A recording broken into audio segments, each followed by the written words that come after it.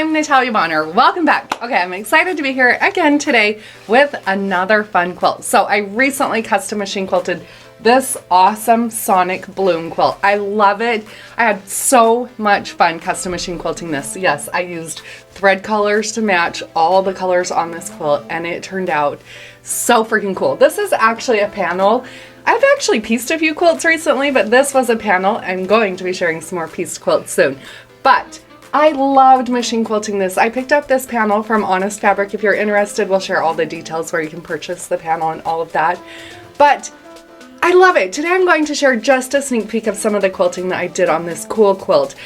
If you do want to see a more in-depth video, more exclusive video into my process of machine quilting this quilt from start to finish, make sure you do check out the Piece and Quilt Academy. In the Piece and Quilt Academy, we have over 80 videos. There's almost 90 now.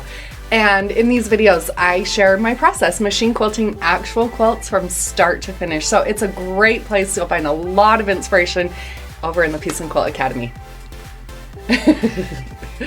Before you jump into the video, don't forget to like and subscribe and hit the little bell and turn on your notifications and watch all the way to the end so that you can see me who doesn't want to.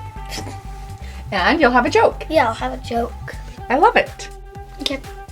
Let's get stitching. Woo!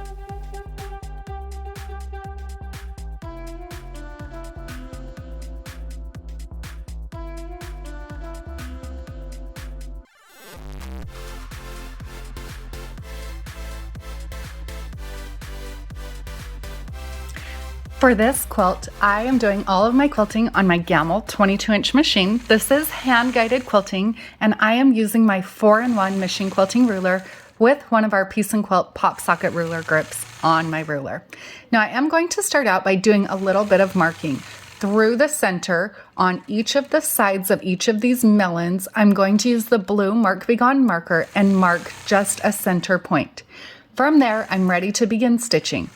Using my 4-in-1 machine quilting ruler, I'm going to stitch point-to-point lines. So starting in the center, to the side, then to the outside, to the opposite center, and then back to where I started.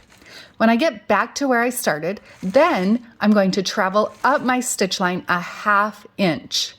At that point, I'll stitch a line parallel to what appears here to be the bottom side of my block, and then travel across to the next one. So I'm creating a little corner, kind of a secondary design diamond, if that's what you want to call it, in each of these corners as I travel around that corner.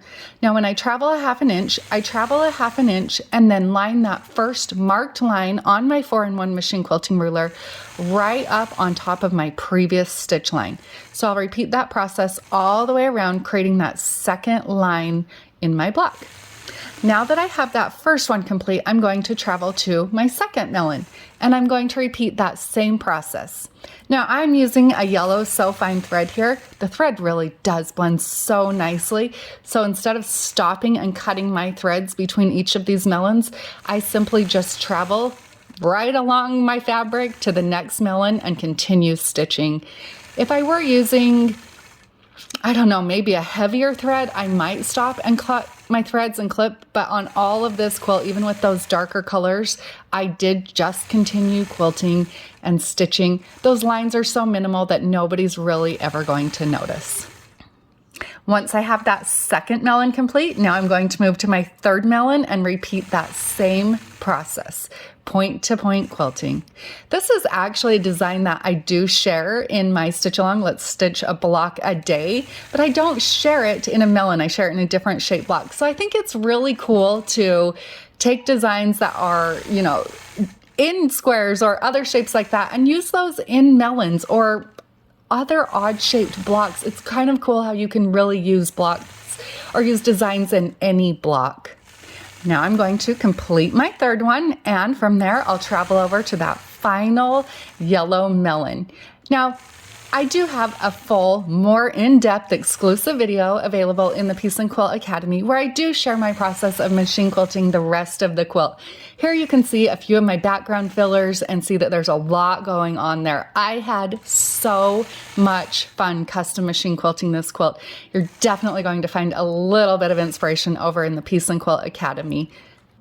You can pick up my rulers and other notions on our website, pieceandquilt.com. Have a great day, everybody.